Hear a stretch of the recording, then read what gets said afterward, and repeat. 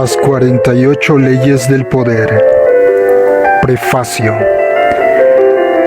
La sensación de no tener poder sobre las personas y los hechos nos resulta insoportable.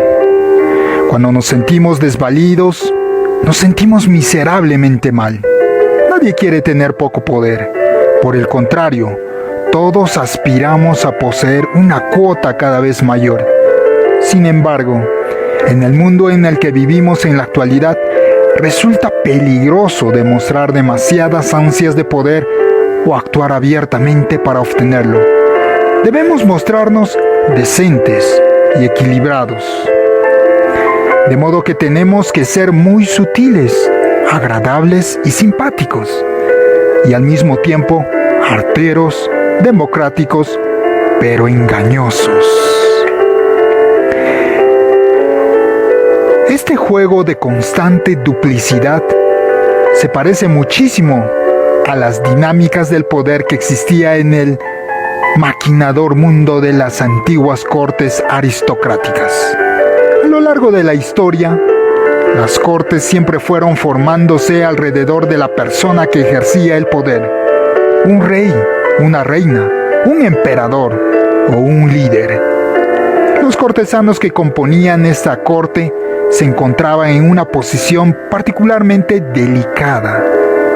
Tenían que servir a sus amos, pero si se mostraban demasiado aduladores y cortejaban con demasiada obviedad, los otros intrigantes de la corte se volverían contra ellos.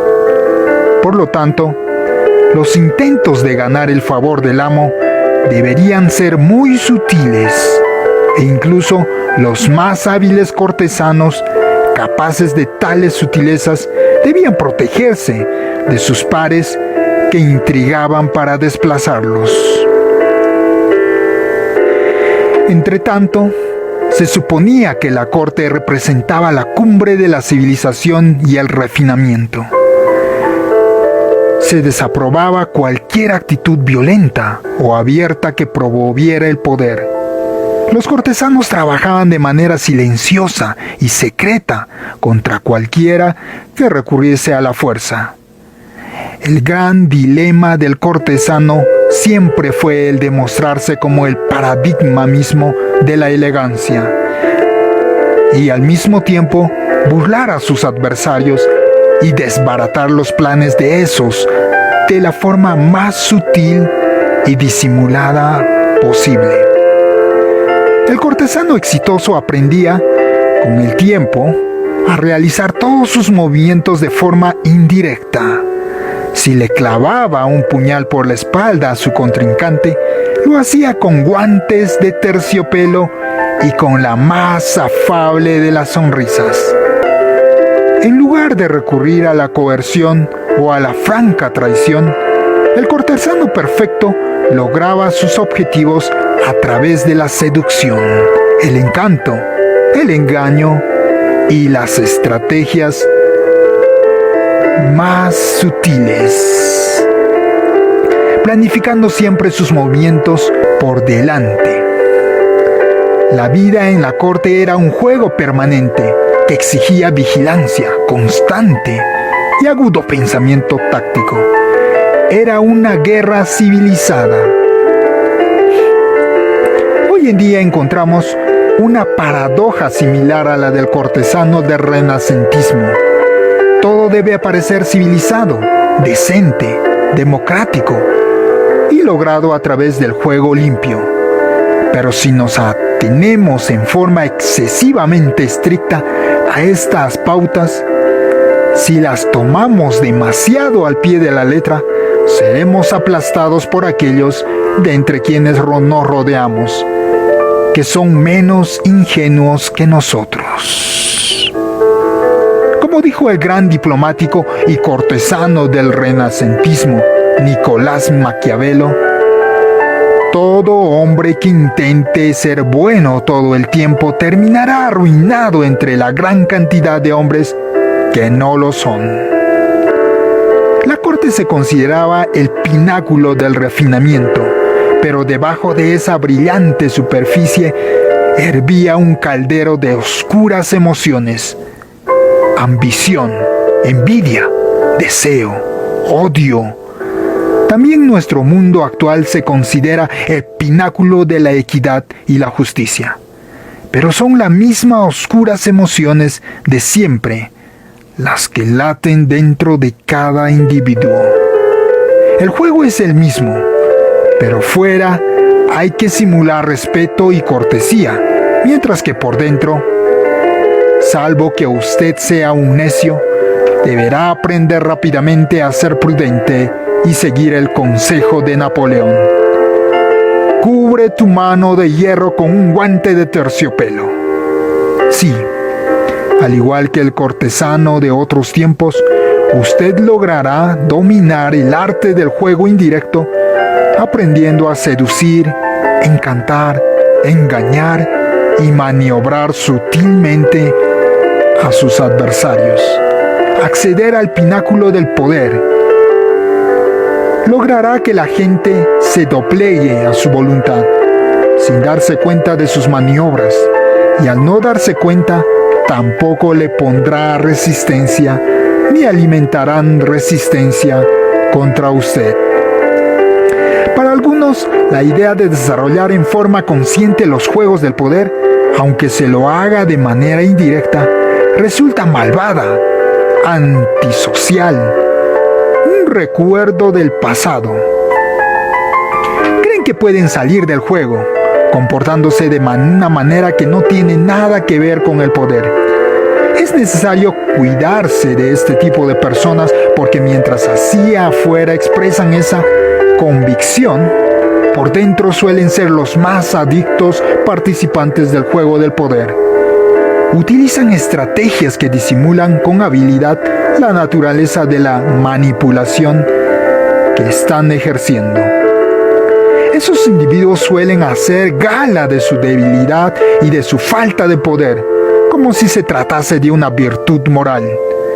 Pero quienes de verdad carecen de poder no muestran su debilidad con el fin de ganar simpatía o respeto. Cuando se hace marcada ostentación de las propias debilidades, en realidad se está utilizando una estrategia muy sutil y eficaz, y también engañosa del juego del poder.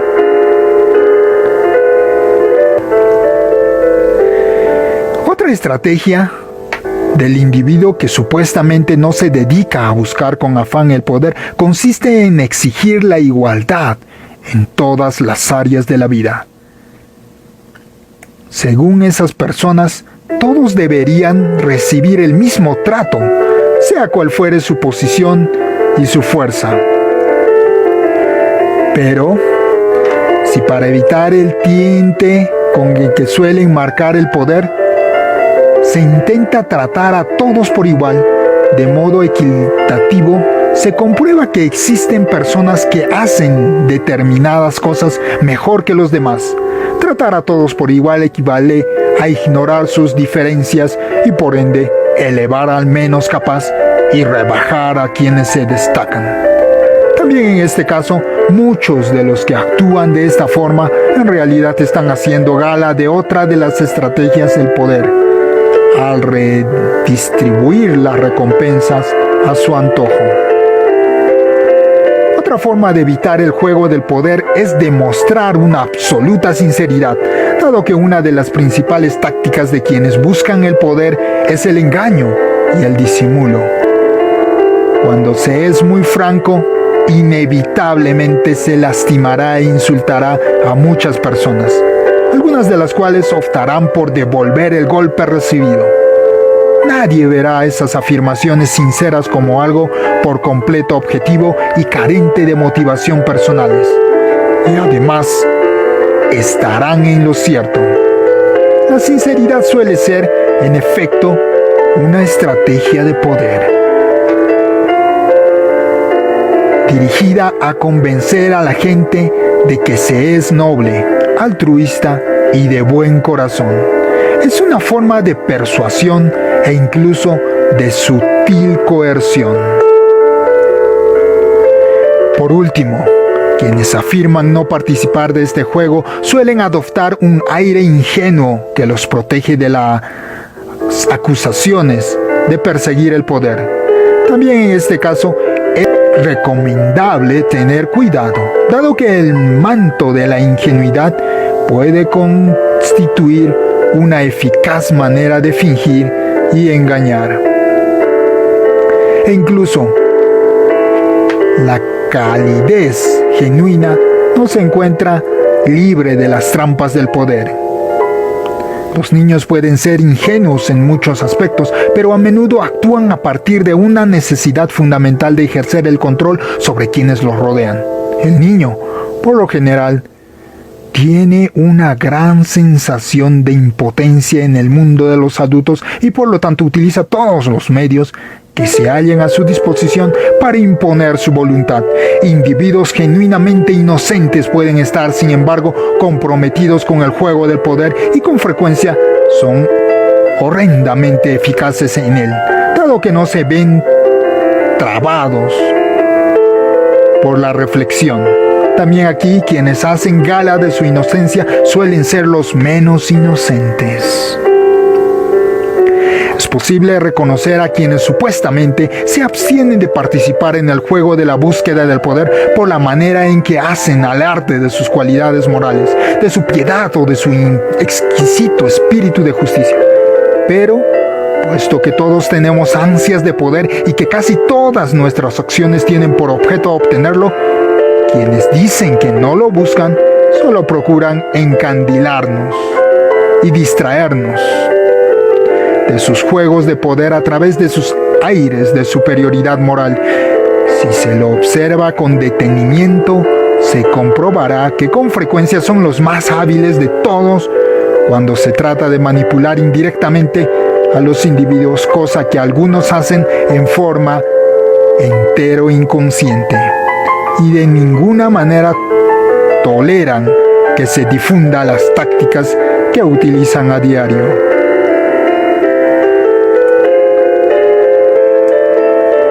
Si el mundo es como una gigantesca corte intrigante y manipuladora, en la actualidad nos hallamos todos atrapados. No tiene sentido alguno tratar de eludir el juego. Esto solo nos privará del poder y la impotencia nos hará sentir más desgraciados. En lugar de luchar contra lo inevitable, en lugar de argumentar, gemir y sentir culpa, es mucho mejor destacarse en el juego del poder. La verdad es que cuando mejor sepa manejar el poder, tanto mejor será como amigo, amante, pareja y persona, al seguir el camino del cortesano perfecto.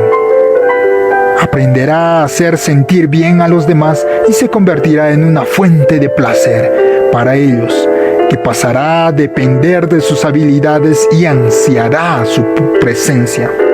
Dominar las 48 leyes que se presentan en este libro les ahorrará a los demás el dolor que genera el mal uso del poder, que es como jugar con fuego, sin conocer sus propiedades. Si el juego del poder es ineludible, es mejor ser un artista que un burdo principiante o un negador.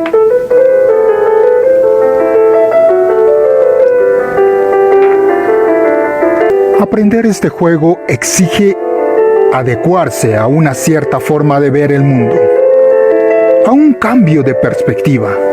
Requiere esfuerzo y años de práctica, ya que las aptitudes necesarias no aparecen en forma espontánea. Se necesita dominar ciertas habilidades básicas y solo cuando las haya dominado se hallará en condiciones de aplicar con mayor facilidad las leyes que gobiernan el logro del poder. La más importante de estas habilidades y la piedra fundamental del poder es la capacidad de dominar sus emociones.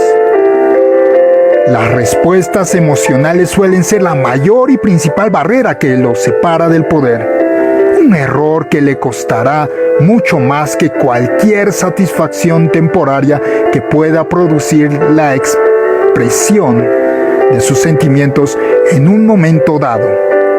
Las emociones nublan la razón, Y si no es capaz de ver la situación con claridad, no podrá prepararse para ella ni responder con un cierto grado de control. La ira es la más destructiva de las reacciones emocionales, ya que es la que más intensamente nubla la visión. También ejerce un efecto multiplicador que de manera invariable torna la situación cada vez menos controlable, incrementando la intrepidez de sus enemigos. Si usted se procura destruir a un enemigo que lo ha herido, deberá lograr que baje la guardia, fingiendo amabilidad frente a él, en lugar de dejar translucir su ira. El amor y los afectos también son potencialmente destructivos al cegarlo a los intereses, con frecuencia egoístas, de quienes usted menos sospecha que se hallan involucrados en el juego del poder. No es posible reprimir la ira o el amor, o evitar experimentar estos sentimientos, ni debería intentarlo. Pero sí debería tener mucho cuidado con el modo de expresarlos y, lo más importante, no permitir nunca que influyan sobre sus planes y estrategias. Estrechamente relacionada con la capacidad de dominar sus emociones se halla la habilidad de distanciarse del momento presente y reflexionar de manera objetiva sobre el pasado y el futuro. Como Jano, la deidad romana de 2 rostros, guardiana de todas las puertas y entradas, deberá ser capaz de mirar a la vez en ambas direcciones a fin de poder lidiar mejor con el peligro, cualquiera sea la dirección de la que provenga. Este es el rostro que debe forjarse, una cara que ote continuamente el futuro y otra que examine el pasado. Para el futuro, su lema debería ser: ni un día sin estar alerta. Nada debería tomarlo por sorpresa, porque usted está imaginando constantemente los potenciales problemas antes de que estos se produzcan, en lugar de perder el tiempo soñando con el final feliz de su plan o proyecto. Debe trabajar sobre el cálculo de cualquier posible trastorno o problema que pudiese surgir en su desarrollo. Cuando más lejos logre ver, más pasos podrá prevenir y más poderoso será. El otro rostro de Jano mira hacia el pasado, pero no para recordar dolores o alimentar resentimientos. Esto solo reduciría su poder. La mitad del secreto del juego radica en aprender a olvidar los hechos del pasado que lo van carcomiendo y que nublan su razón. El verdadero objetivo de esa mirada hacia el pasado es llevar a cabo un constante proceso de autoeducación. Mirar hacia el pasado para aprender de quienes lo precedieron. La gran cantidad de ejemplos históricos que se incluyen en el presente libro lo ayudarán en ese proceso. Una vez analizado el pasado histórico, se detendrá a mirar el pasado más inmediato, poniendo bajo la lupa sus acciones y las de sus amigos. Esta es la escuela más eficaz para aprender, dado que las enseñanzas provienen de su experiencia personal. Comience por revisar los errores cometidos en el pasado, sobre todo los que más serios problemas le causaron en su vida. Analícelos guiándose por las 48 leyes del poder y extraiga de cada uno una lección y hágase una promesa. Nunca voy a repetir ese error. Nunca volveré a caer en este tipo de trampa. Si lo logra observar y evaluarse de esa manera, podrá aprender a romper los esquemas según los cuales actuaba en el pasado, lo que constituye una capacidad sumamente valiosa. El poder requiere la habilidad de jugar con las apariencias. Para ello, deberá aprender a ponerse muchas máscaras y a llevar una bolsa llena de trucos y artimañas. El engaño y la simulación no deben considerarse algo sucio o inmoral. Toda interacción humana exige cierta cuota de engaño en distintos niveles. Y en cierta medida, lo que diferencia al ser humano del animal es su capacidad de mentir y embaucar. En la leyenda épica de Gilgamesh, del Oriente Medio, el uso de las artes del engaño es privilegio de los dioses. Uno de los grandes hombres de la mitología, Ulises, fue valorado por su habilidad de rivalizar con la capacidad de los dioses, robarles algunos de sus poderes divinos y competir con ellos en agudeza, de ingenio y triquiñuelas. El engaño es un desarrollado arte de la civilización y una de las armas más poderosas en el juego del poder. No se puede engañar con éxito si no se toma una cierta distancia de uno mismo, es decir, si no se logra ser muchas personas distintas, llevando la máscara que el día y el momento requieran, con un enfoque de tal reflexibilidad frente a todas las apariencias, incluso la suya propia. Perderá gran parte de esa carga interior que lo retiene o limita. Torne su rostro tan maleable como el de un actor. Trabaje para ocultar sus intenciones frente a los demás. Practique el arte de atraer a la gente hacia sus trampas. Jugar con las apariencias y dominar el arte del engaño es uno de los placeres estéticos de la vida. Y también constituye un componente clave en la adquisición del poder.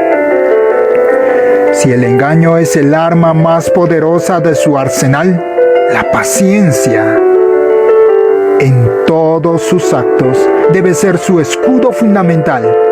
La paciencia la protegerá de cometer crasos y estúpidos errores, al igual que el control de sus emociones. La apariencia es una habilidad que no surge en forma espontánea, sino que se adquiere, pero para el caso, nada de lo relacionado con el poder es natural. El poder tiene más relación con lo divino que con el mundo natural, y la apariencia es la virtud suprema de los dioses. Tal igual como la paciencia, que dispone de todo el tiempo del mundo. Todo lo bueno sucederá al fin. El pasto volverá a crecer si usted le da tiempo y sabe anticipar el futuro. La impaciencia, por su parte, solo debilitará. Es la principal barrera entre usted y el poder.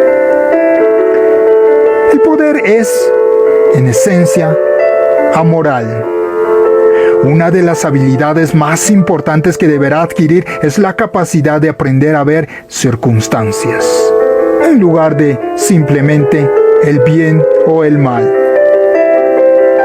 El poder es un juego. Esto es algo que hay que reiterar una y otra vez. Y en un juego, usted no juzga a sus contrincantes por sus intenciones, sino por el efecto de sus acciones. Usted mide la estrategia y el poder de su adversario por lo que puede ver y sentir. ¿Cuántas veces se hace hincapié en las intenciones de alguien solo para disimular el engaño? ¿Qué importancia tiene si otro jugador, ya sea amigo o rival, tiene buenas intenciones y solo piensa en los intereses de usted? Si los efectos de su acción conducen a la ruina y a la destrucción, es natural que las personas enmascaren sus acciones con todo tipo de justificativos y afirmen siempre que han actuado de buena fe. Usted tiene que aprender a reírse por dentro cada vez que oiga algo semejante y nunca permitirse evaluar las intenciones y acciones de alguien por medio de juicios morales, que en realidad solo son una excusa para la acumulación de poder. Se trata de un juego. Su adversario está sentado frente a usted. Ambos se comportan como un caballero o una dama, observando las reglas del juego y sin tomar en forma personal nada de lo que se hace o dice. Usted juega con una estrategia determinada y observa los movimientos de su contrincante con la mayor serenidad de que es capaz. Al final, apreciará más la cortesía de quienes juegan contra usted que sus buenas y dulces intenciones. Entrene su ojo para seguir los resultados de los movimientos de su adversario, para observar las circunstancias externas y no permitir que nada lo distraiga. La mitad de su dominio del poder proviene de lo que usted omite hacer, de lo que usted no se permite involucrar. Para dominar esta habilidad deberá aprender a juzgar todo según lo que le cuesta. Como dijo Nietzsche, el valor de una cosa a veces no radica en lo que se logra con ella, sino en lo que se paga por ella, es decir, lo que nos cuesta. Quizá usted logre su objetivo, e incluso un objetivo valioso, pero ¿a qué precio? Aplique esta pauta a todo, aun cuando se trata de colaborar con otros o prestar ayuda a alguien. Al final de cuentas, la vida es corta. Las oportunidades son pocas y usted solo posee una cantidad limitada de energía. En este sentido, el tiempo es un factor tan importante como cualquier otro. Nunca pierdas tiempo valioso o su paz espiritual en los asuntos de otras personas. Hacerlo equivale a pagar un precio demasiado elevado. El poder es un juego social. Para aprender y dominar deberá desarrollar la habilidad de estudiar y comprender a la gente, como expresó Baltasar Gracián, el gran pensador y cortesano del siglo XVII. Mucha gente invierte su tiempo en estudiar las características de animales o de plantas. ¿Cuánto más importante sería estudiar a la gente con que tenemos que vivir o morir? Para ser un maestro en el juego del poder, también deberá ser un maestro en psicología. Deberá reconocer motivaciones y ver a través de la cortina de humo con que la gente rodea su acción. La comprensión de los motivos ocultos de la gente es el conocimiento fundamental para adquirir poder. Le abre las puertas a infinidad de posibilidades de engaño, seducción y manipulación. El ser humano es infinitamente complejo y usted podrá pasarse la vida entera observando a la gente sin comprenderla por completo. De ahí que sea de crucial importancia comenzar su aprendizaje ya mismo. Al hacerlo también deberá tener presente un principio importante. Nunca discrimine a quien estudie, ni en quien confíe. Nunca confíe en nadie por completo y estudie a todo el mundo, incluso a sus seres queridos y a sus amigos. Por último, deberá aprender a tomar siempre por el camino indirecto hacia el poder. Disimule su astucia. Como una bola de billar que carambolea varias veces antes de dar en el blanco, sus movimientos deberán ser planificados y desarrollados de la manera menos evidente. Al aprender el arte de la acción indirecta, prosperará en las cortes modernas, ya que aparentará ser un paradigma de decencia y en cambio será un manipulador consumado. Considere las 48 leyes del poder como una especie de manual en el arte del accionar indirecto. Estas leyes se basan en escritos de hombres y mujeres que han estudiado y llegado a dominar el juego del poder. Estos escritos abarcan un periodo de más de 3.000 años y fueron creados en civilizaciones tan dispares como la antigua China y el renacentismo italiano. Sin embargo, tienen hitos conductores y tramas en común que guardan directa relación con la existencia de una esencia del poder que aún no se ha articulado por completo. Las 48 leyes del poder son el destilado de esa sabiduría acumulada, recogida de los escritos de los más ilustres estrategas. Sun Tzu, estadista, Bismarck, Talleyrand, cortesanos, Castiglione, Gracián, seductores, Ninon de Lenclos, Casanova y de los grandes estafadores Yellow Kid, Whale de la historia. Las leyes se rigen todas por una premisa muy simple. Determinadas acciones casi siempre incrementan el poder del individuo, la observancia de la ley, mientras que otras lo reducen e incluso conducen a su ruina. La transgresión de la ley. Estas transgresiones y observancias se ilustran por medio de ejemplos tomados de la historia. Las leyes son definitivas y atemporales. Las 48 leyes del poder pueden ser usadas de diversas formas, leyendo el libro en forma cronológica de principio a fin. Usted podrá aprender mucho sobre el poder en general. A pesar de que quizá le parezca que algunas de las leyes no tienen relación directa con su vida, es probable que con el transcurso del tiempo descubra que todas ellas tienen cierta aplicación y que, de hecho, se hallan todas interrelacionadas. Al obtener un panorama general de todo el tema, les será posible evaluar sus propias acciones en el pasado y obtener un mayor grado de control sobre sus circunstancias inmediatas. Una lectura detenida y profunda del libro seguirá inspirando su forma de pensar y de reevaluar sus actos, aún mucho después de haberlas finalizado. El libro también ha sido diseñado para hojearlo y analizar la ley que en un momento determinado le resulte más cercana a su realidad. Supongamos que está viviendo un problema con un superior y no logra comprender por qué sus esfuerzos no han obtenido mayor reconocimiento o conducido a un ascenso. Varias de las leyes se refieren de manera específica a la relación entre jefe y subordinado y sin duda usted está transgrediendo alguna de ellas. La lectura de los párrafos iniciales referidos a las 48 leyes en la tabla de contenido de este libro le permitirá identificar la ley relacionada con su situación específica.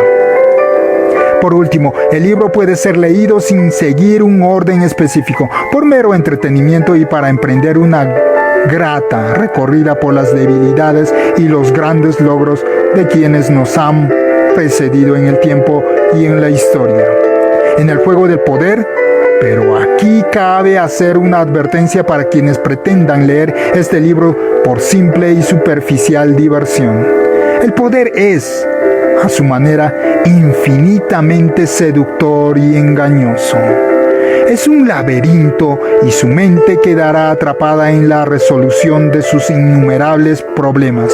Cuando menos lo piense, se dará cuenta de cuán profundamente se ha enfrascado en el tema. Un tema tan crítico no admite frivolidades. Los dioses del poder desaprueban a los frívolos. Solo brindan satisfacción plena a quienes estudian y reflexionan. y castiga a quienes chapotean en lo playo, buscando apenas pasarlo bien.